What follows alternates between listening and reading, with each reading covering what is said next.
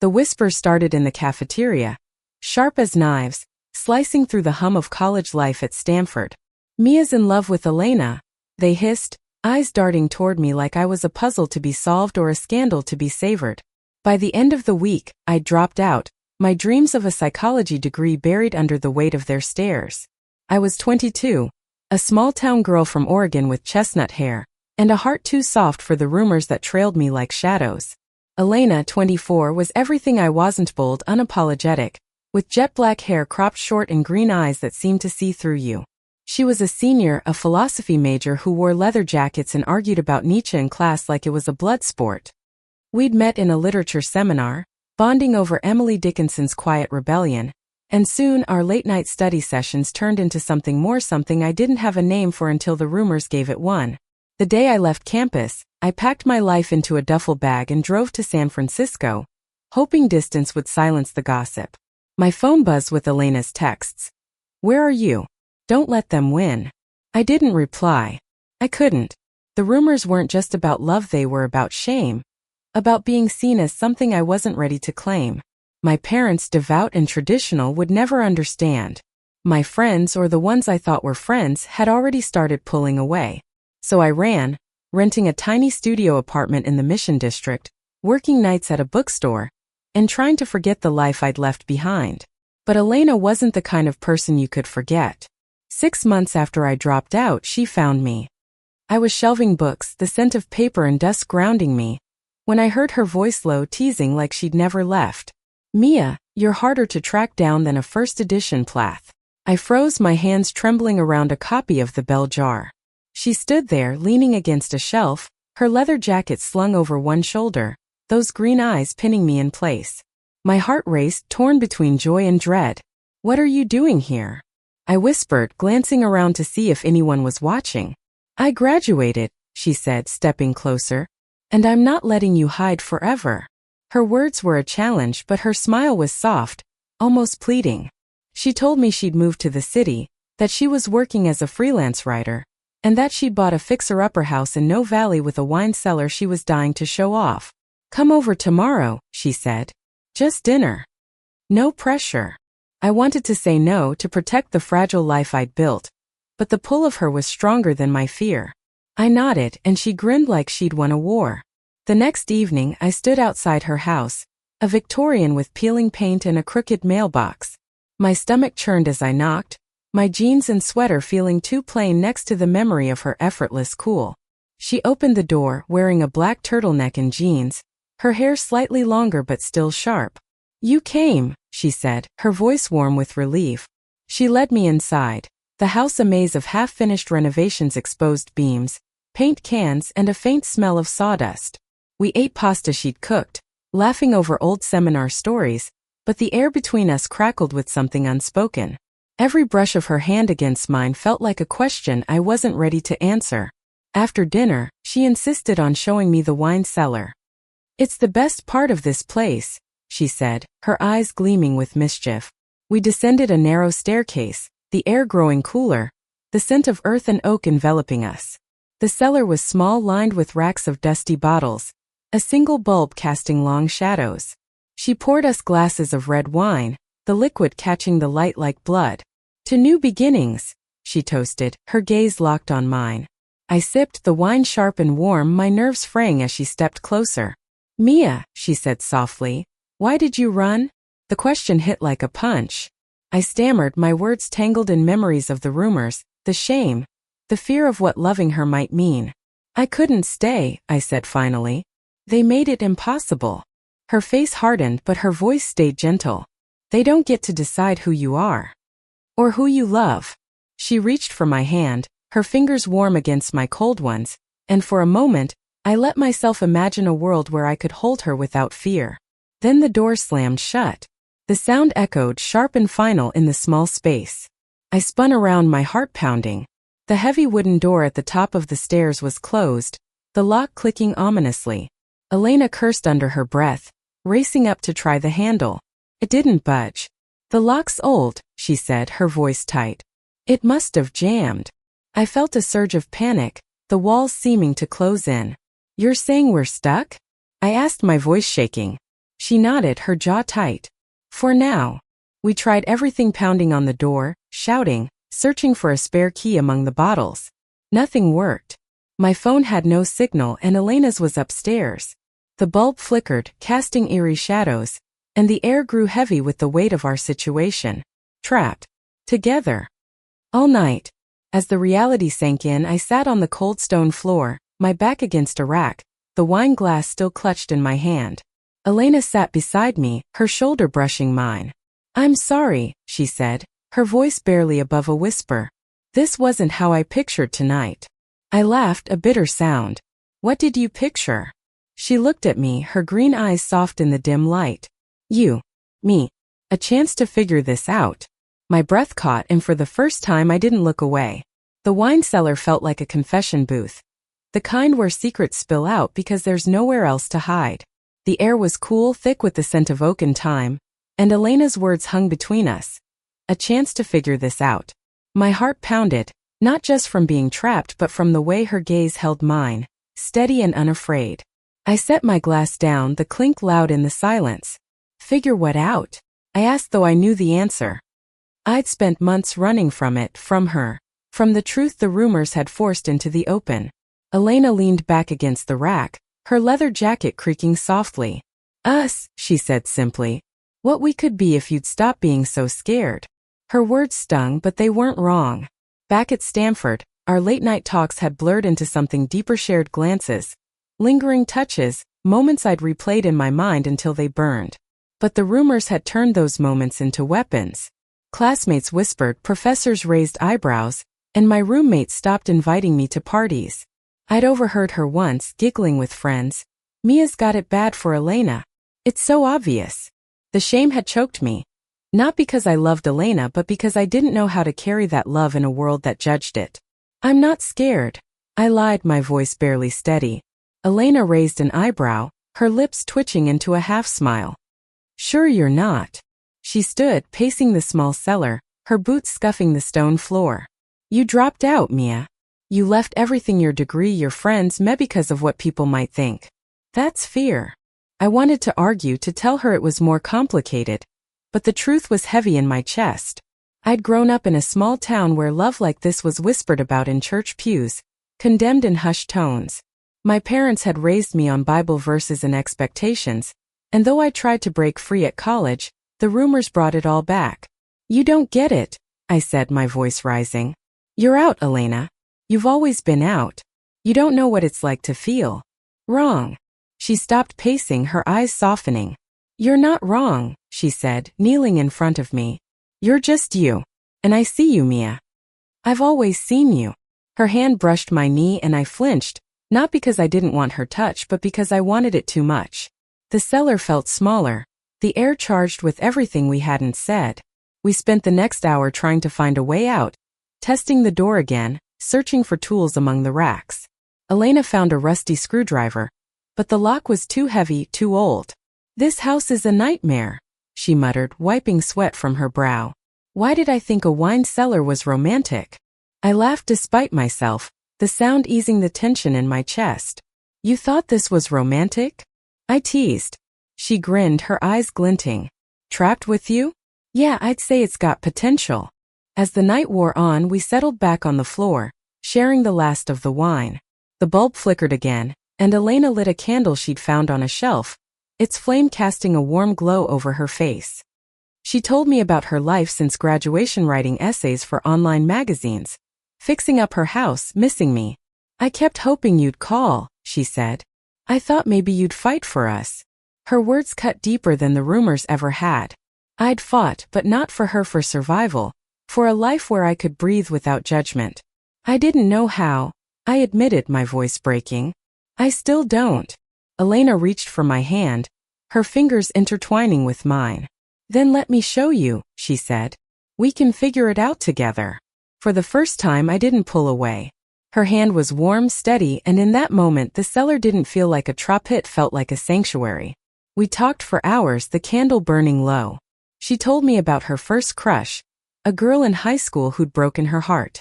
I told her about my parents, about the letters they sent begging me to come home, to fix myself. We laughed about our old professor's terrible sweaters, cried over the weight of our choices. The rumors, the shame, the fear, they were still there.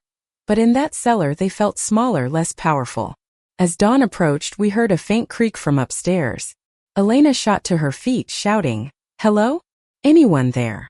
Footsteps echoed, and a voice, her neighbor, an older woman named Clara, called back. "Elena? You down there?" The door creaked open and relief flooded me, but so did a strange pang of loss. Our night in the cellar was over, but something new had begun. Clara, Elena's neighbor, stood at the top of the stairs, her gray hair tied back, a flashlight in hand. "You two all right?" she asked, her voice thick with concern. We climbed out of the cellar, blinking against the morning light streaming through the windows. My legs ached from sitting on the cold floor, but my heart felt lighter, buoyed by the night we'd shared. Elena thanked Clara, explaining the faulty lock, and I stood awkwardly to the side, my sweater rumpled, my hair a mess. Clara's eyes flicked between us, curious but kind. "You girls need some coffee," she said, shuffling toward the kitchen. Elena caught my hand, squeezing it gently before letting go. The gesture was small, but it sent a shiver through me, a promise of something more. Over coffee, Elena and I sat at her cluttered dining table, the weight of the night still lingering. Clara left after a few minutes, muttering about her garden, and the silence between us felt heavy again. "So," Elena said, stirring sugar into her mug, "what now?" I stared into my coffee, the steam curling like the questions in my mind. Last night in the cellar I'd felt brave, but now in the harsh light of day the world felt bigger, scarier. "I don't know," I said honestly. I want to be with you, but I'm still figuring out how." Elena nodded, her expression soft but resolute. "Then we take it slow," she said. "No pressure, no labels. Just us." Her words were a lifeline, and I clung to them, even as doubt gnawed at me. Could I really do this? Could I face the world that had driven me away? The next few weeks were a blur of tentative steps. Elena and I met for coffee, walked through Golden Gate Park, watched indie films at a tiny theater in the Castro. Each moment felt like a rebellion against the rumors that had chased me from Stanford. But the fear never fully left. I'd catch myself looking over my shoulder, expecting judgment in every glance. Elena noticed, of course.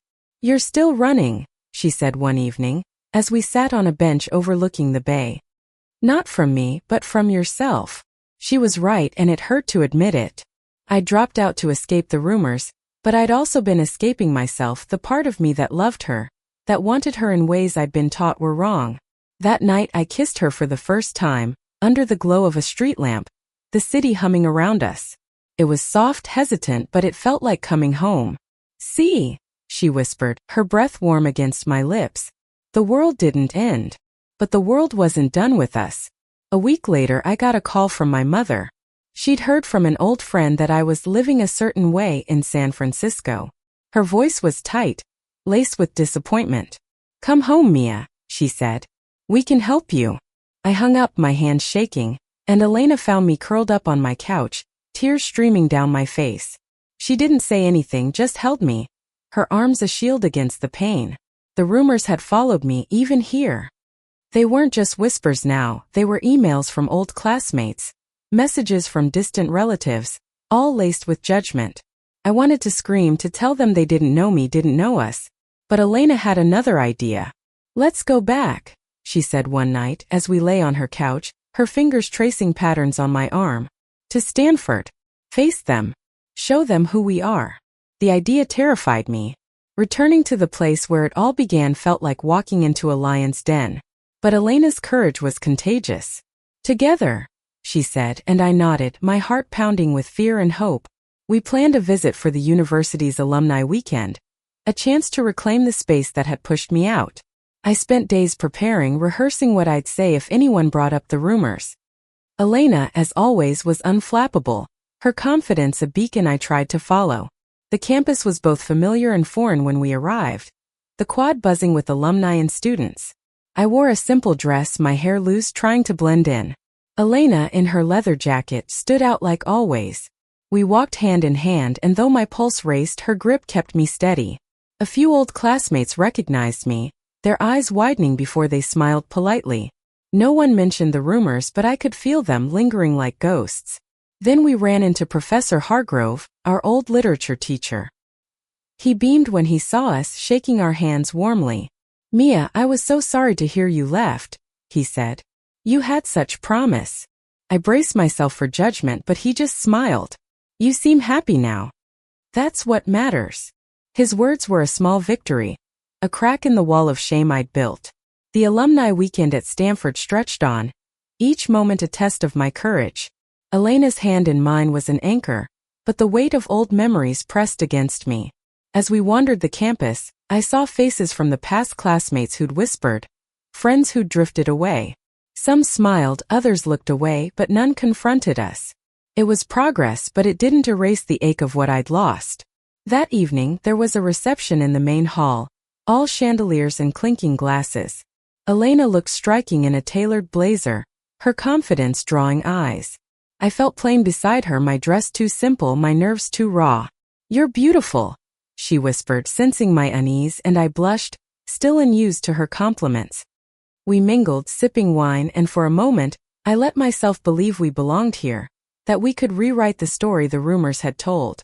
Then I saw Rachel, my old roommate. She stood across the room, laughing with a group, her blonde hair catching the light. My stomach dropped. She'd been the loudest voice in the gossip, the one who'd turned my feelings for Elena into a spectacle. Elena noticed my tension and followed my gaze. "Want to talk to her?" she asked, her voice low but firm. I shook my head, but Elena's eyes sparkled with defiance. "Come on," she said, tugging me gently. "Let's end this." We approached Rachel, my heart hammering. She turned, her smile faltering when she saw me. "Mia," she said, her voice cautious. "It's been a while." I nodded, my throat tight. Elena stepped forward, her arm brushing mine. "We're just catching up on old times," she said, her tone light but edged with steel. Rachel's eyes flicked to our joined hands, and I braced for a snide comment. Instead, she shrugged. "You look happy," she said, almost sincerely, before excusing herself. It wasn't an apology, but it was something. As we walked away, Elena squeezed my hand. "See? They don't have power over you anymore." I wanted to believe her, but the encounter left me shaken. That night in our hotel room, I couldn't sleep. Elena lay beside me, her breathing steady, and I wondered if I'd ever be as fearless as she was. The next day, we attended a panel discussion on diversity in academia. Elena had insisted we go, saying it might help me see how far the world had come. The speakers talked about inclusion, about creating spaces where everyone could thrive. One professor, a woman in her 50s, spoke about her own journey as a lesbian in the 90s, navigating a world far less forgiving than today's. Her story hit me hard, her struggles, her triumphs, the love she'd found despite it all. I glanced at Elena, her eyes bright with pride, and felt a spark of hope. After the panel, we met the professor, Dr. Lillian Carter, at a coffee shop on campus. She was warm, her gray hair streaked with silver, her smile inviting. "You two remind me of myself and my wife when we were younger," she said, sipping her latte. "It's not easy, but it's worth it." She told us about the challenges she'd faced, losing jobs, family, friends, but also about the community she'd built, the love that had sustained her. "Don't let the world tell you who to be," she said, looking at me. "You get to decide that." Her words stayed with me as we left Stanford, driving back to San Francisco in Elena's beat-up Jeep. The city sparkled under the setting sun, and I felt a shift inside me, like a door opening. I wasn't ready to call myself brave, but I was ready to try. Elena reached for my hand, her fingers lacing through mine, and I didn't pull away. Back in the city, we fell into a rhythm. I started working part-time at a community center, helping run a youth group for queer teens. It was Elena's idea. She'd volunteered there, and thought I'd find purpose in it. She was right. The kids, with their bold haircuts and shy smiles, reminded me of myself at their age, searching for a place to belong. I told them my story, leaving out the wine cellar but not the rumors, and they listened, their eyes wide with understanding. For the first time, I felt like I was building something, not just running from it. But the past wasn't done with me.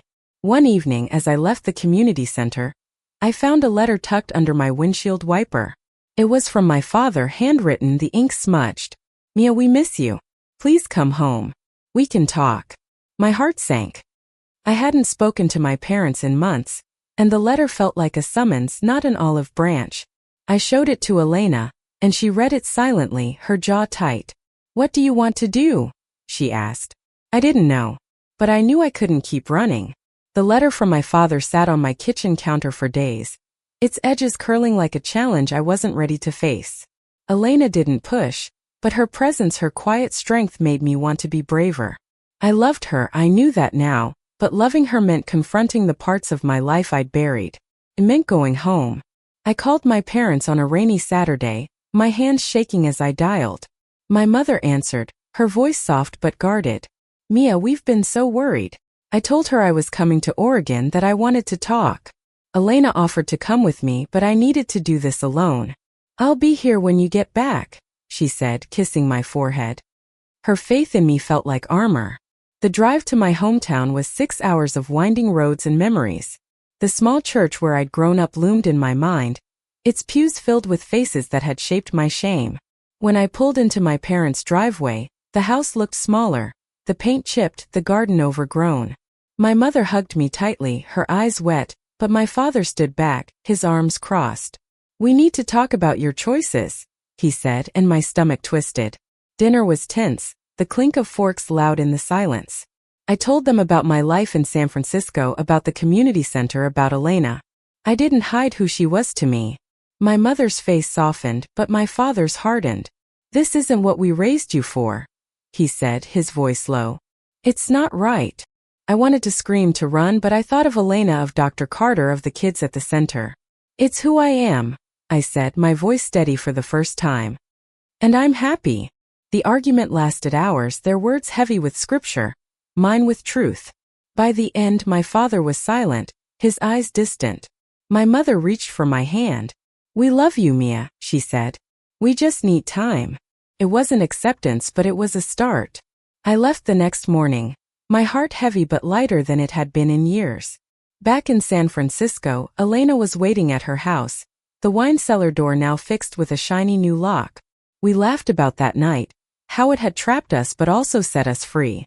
I told her about my parents, about the fight and the fragile hope.